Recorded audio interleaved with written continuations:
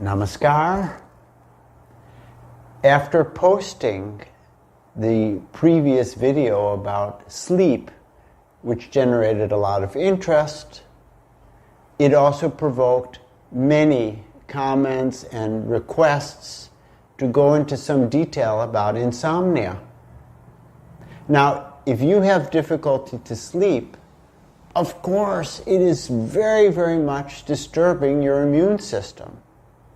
And of course, we want our immune system to be good for the sake of everything, and particularly the coronavirus.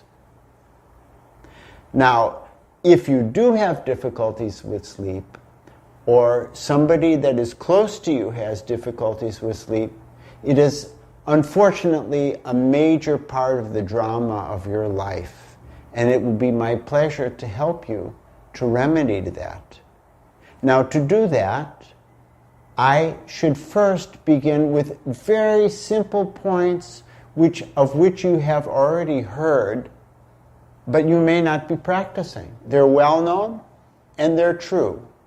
And then I will get into points which are a little bit more particular to the yogic and naturopathic science. So the points which are very common, that I won't spend almost any time talking about, they are the great importance of exercise, daily exercise, that you really do good cardiovascular exercise so that you don't have so much pent-up energy inside of yourself, as well as it gets your blood circulation moving. It has so many benefits I won't get into now. But this is related to the problems of sleep.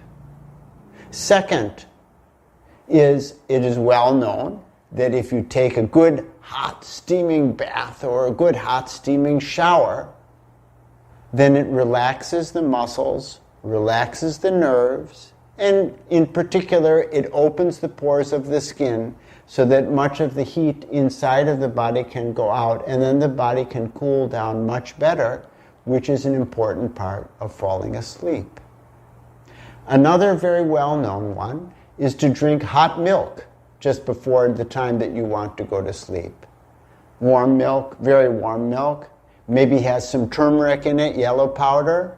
It will relax your nerves very nicely, the calcium, the tryptophan, the magnesium. And if you're not into drinking cow's milk, you can do it using any kind of non-dairy milk. Simple, clear, put a little sweetener in it if you want, no harm. And of course, if you are sleeping in the daytime, it's going to disturb your sleep in the night. The more regular that our schedule can become, the more easy it will be to fall asleep at the right time. And then there's the point that everybody knows about caffeine and about nicotine, how harmful these are to your nerve system. Whether you're able to diminish the use of those as much as you can, maybe restrict them so that they're not so much in the afternoon and the evening, especially the caffeine, then that will be better for you. These are all obvious points. Now I go to points which are not quite as obvious. And here comes another very simple point, but you may not know, and that is that during the nighttime, let's not look at any clock. When you wake up, if you look at a clock, it'll just psych you out. That's also a clock. Yeah, that one. So avoid looking at the time in the night. Just, you have plenty of time to go back to sleep. Another thing, which is reasonably known, but so important for probably most of you, and that is in the nighttime, and I'm going to disturb you right now by what I'm saying, you should not be looking at the computer or your cell phone, which you might be doing right now, because it makes your mind even more active, and the blue light also is disturbing to the melatonin in you. So perhaps if you want to see the rest of this video and it's nighttime, maybe now you should stop and watch the rest of this tomorrow morning. Good night and sleep well. Okay, I'll go on. You've come back. It's morning time. Then the next point is that, I did talk about this in the previous video, but I really want to emphasize it for insomnia, that after dinner, we should take a walk. So your digestion gets properly activated and as far as possible completed before you try to go to sleep. Now in the same vein, which I didn't mention in the sleep video, and that is, as far as possible, the evening meal should be very light and easily digestible. The best would be, for example, a light vegetable soup without cooked oil in it. It can have spices, good nice taste, but easy to digest. This is so that if digestion is going on while you're sleeping, it is producing gases and that will be disturbing your mind. Next, I want to talk about, see, point after point, but you pick and choose from these points which one is going to work for you. You can try one of them, two of them, all of them. So the next point I will tell is that the morning light at 6 in the morning, very soon after the sun rises, is very, very good for our health. And if we see that morning light, if we expose ourselves to it, then we get a sense of the radical contrast with the blackness, with the dark light of the night. And that makes us more easily fall into our circadian rhythm so that we can more easily stay awake in the day and sleep in the night. So if you make sure that you are exposed to the morning light, even if you're tired, and then you remain awake, it will be easier for you to fall asleep in the night. Not in all cases, but in most cases. Another factor directly related to this early morning light is that if you go on sleeping until 7 in the morning, 8 in the morning, 9 in the morning, you will have passed the time when your intestinal system naturally wants to excrete its first bowel movement. Now, if you miss the first bowel movement, then automatically the body will contract and get into the habit of holding that bowel movement in. It will encourage your body into a state which moves toward constipation, which is the number one enemy of all kinds of psychological problems. Yes, psychological problems directly related to the intestinal health. And I've seen this. I will maybe give a different video on that very subject.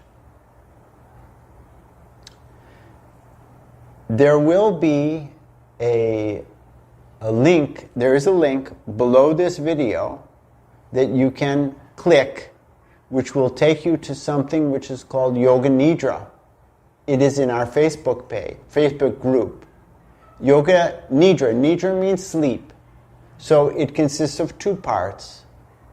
And you can listen to this Yoga Nidra just before you go to sleep in the night to help you to go to sleep, or if you wake up during the night to help you to go back to sleep. Either way, both ways. Use it as much as you'd like to. It can only help you. It has 2 parts. The first part is a guided deep relaxation, and the second part is a guided meditation. Now, that guided meditation, that deep relaxation, it will help you part by part of your body to relax. And the guided meditation is a beautiful, relaxing one, which ends with the use of mantra. Now, here I want to say that personally, whenever I've had any very great problems in my life, which disturb me in the night, I wake up during the night, normally just go back to sleep right away. I'll go to urinate, maybe sleep right away after that. But if I have any great problem, it will be running in my mind. And when it is running in my mind, of course, every night I should be thinking mantra throughout the whole night. At least that's my discipline and the discipline of so many yogis. But in the case of people who wake up with complicated and challenging thinking, it is better to use mantra with your breathing, occupy your mind with that, instead of allowing your mind to become occupied with very disturbing thought. It's an extremely fundamental thing of overcoming insomnia, and this point in itself alone is of the greatest of importance, in my opinion, in my experience.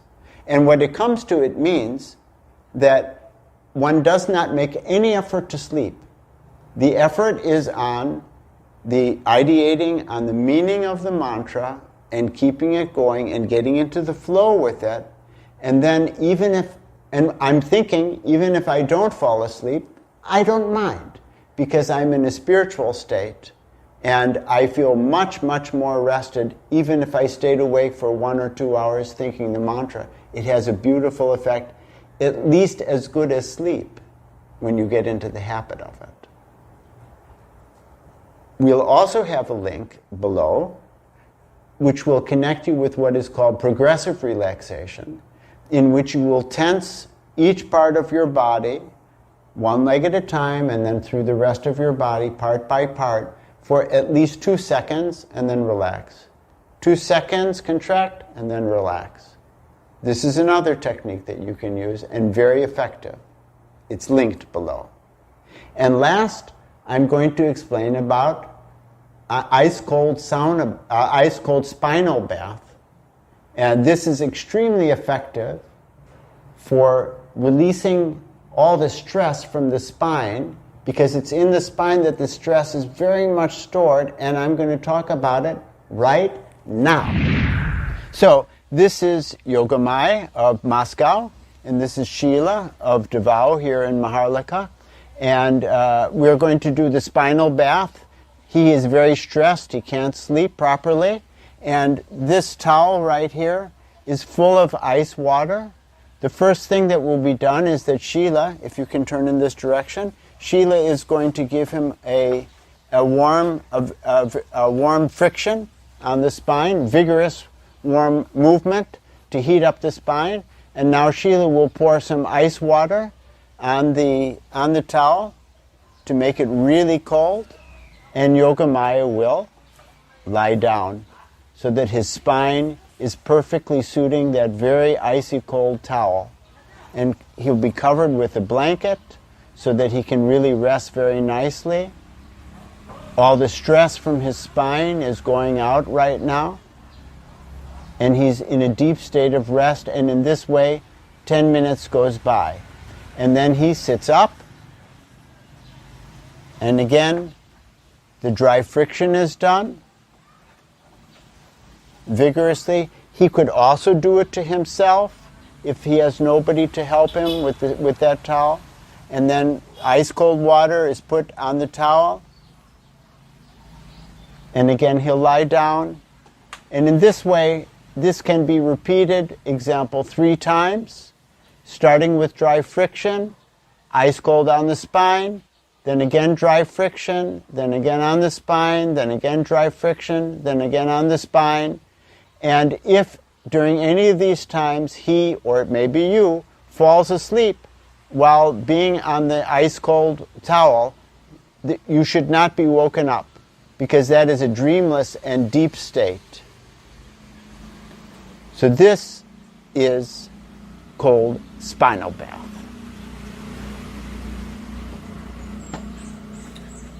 Ставьте ваши лайки, делайте комментарии, подписывайтесь и делитесь этим видео. Okay. Namaskar.